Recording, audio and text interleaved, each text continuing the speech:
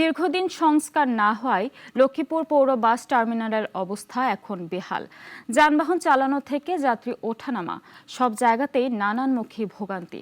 পৌর কর্তৃপক্ষ সংস্কারের আশ্বাস দিলেও দৃশ্যমান উদ্যোগ নেই। লক্ষ্মীপুর থেকে মোহাম্মদ সোহেল রানার প্রতিবেদন, জানাচ্ছেন সিরাজুমনি শুভ।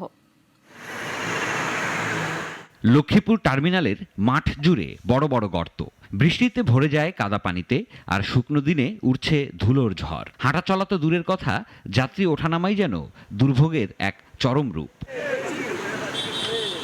মূল চত্বর ব্যবহারের অনুপযোগী হওয়ায় বাধ্য হয়েই রাস্তায় যাত্রী তুলছে বাস। এতে যেমন বাড়ছে দুর্ঘটনার ঝুঁকি, তেমনি ক্ষতিগ্রস্ত হচ্ছে গাড়িও। বিভিন্ন বড় বড় থানার মধ্যে পরে গাড়ি আটকে যায়, অনেক সময় গাড়ির পার্টস ভাঙি যায়। একটা টার্মিনালে যাত্রী ঢুকবো, হে ঢুকার কোনো স্কোপ নাই। গর্ত, বড় বড় গর্ত হয়, যার কারণে আমরা গাড়িতে অনেক সমস্যা হয়। টার্মিনাল ভবনের ঝুঁকিপূর্ণ কারণে যে কোনো মুহূর্তে বিপদ হতে পারে।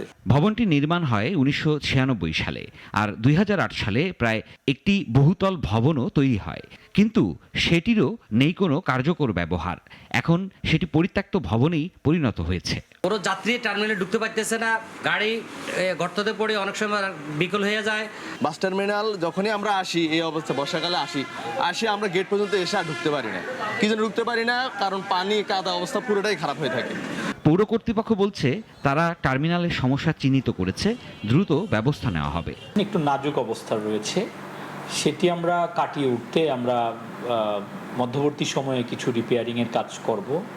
ইনশাল্লাহ সেটির মাধ্যমে কিছুটা উন্নতি হবে। তাছাড়া খুশির বিষয় হচ্ছে এই বাস টার্মিনাল কেন্দ্রিক আমরা একটি মেগা প্রজেক্ট নিয়েছি। শুধু প্রতিশ্রুতি নয়, যাত্রী ও পৌরবাসীর চাওয়া যেন দ্রুতই ঘুঁচে যায় লক্ষ্মীপুর বাস টার্মিনালের নোংরামি আর দুর্ভোগের ইতিহাস। সিরাজুম মনির শুভ, নাগরিক।